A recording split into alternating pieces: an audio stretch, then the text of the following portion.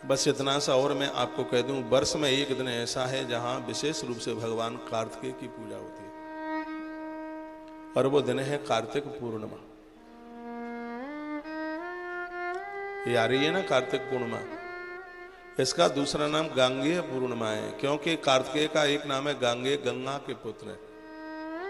इसको गंगा पूर्णिमा के नाम से भी जाना जाता है। जैसे पूरे सावन भर गंगा जल से भगवान महादेव का अभिषेक करते हैं, इस पूर्णिमा को चंदन गंगा जल में मिला करके वीर कार्तिकेय का अभिषेक किया जाता है। जिनके घर में फौजी हैं, मिलिट्री में हैं, बच्चे काम कर रहे हैं, नौकरी में हैं, सिपाही हैं, कार्तिकेय सेनापति है।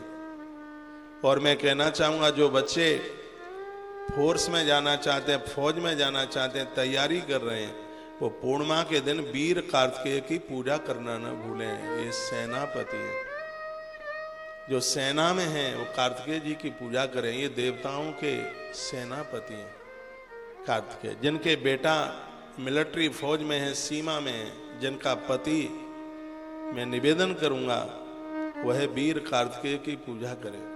कार्तिकेय जी की पूजा में गंगा जल में चंदन चढ़ा मिला करके उनका महाअभिषेक किया जाता है।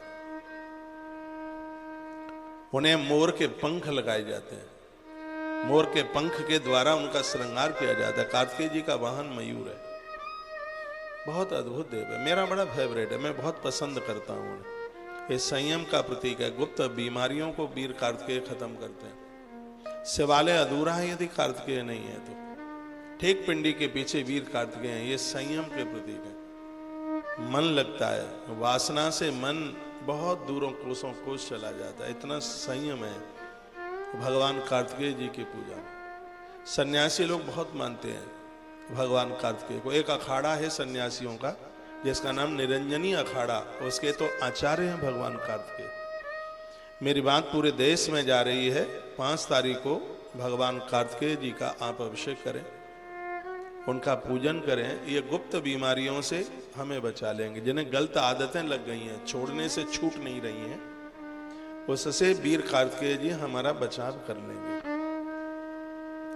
आयुष बढ़ाएंगे, जीवन संयमित बना देंगे, बीमारियों को खत्म कर देंगे। यह इनकी इतनी बड़ी महिमा है भगवान कार्तिकेय। ये उन कार्तिकेय जी की बात कर रहा हूं जिनके द्वारा भगवान मल्लिकार्जुन प्रकट हुए। ब्रह्मचारी हैं कार्तिकेय, अविवाहित हैं, इन्होंने विवाह नहीं किया है। ये बहुत बड़े तपस्वी हैं। इनके द्वारा 12 ज्योतिर्लिंगों में एक पिंडी प्रकट हुई है जिनका नाम है भगवान मल्लिकार्जुन।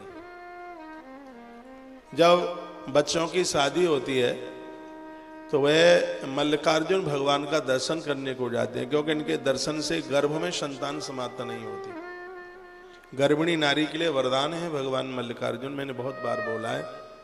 और ऐसे भगवान मल्लिकार्जुन को प्रकट करने वाले कोई हैं तो वीर श्री कार्तिकेय जी हैं। 2 पुत्र हैं माई को, पार्वती को।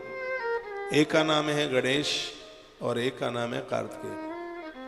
कार्तिक में जन्मे हैं, कृतिका नक्षत्र में आए हैं।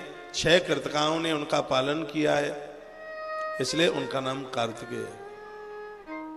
गंगा से प्रकट हुए थे, बड़ी लंबी कथा है। गांगेय नाम है।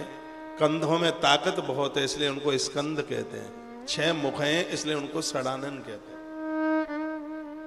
जब ये सरकंडों के बीच में पड़े हुए थे, मैं 5 तारीख को वीर कार्तिकेय जी की कथा सुनाऊंगा।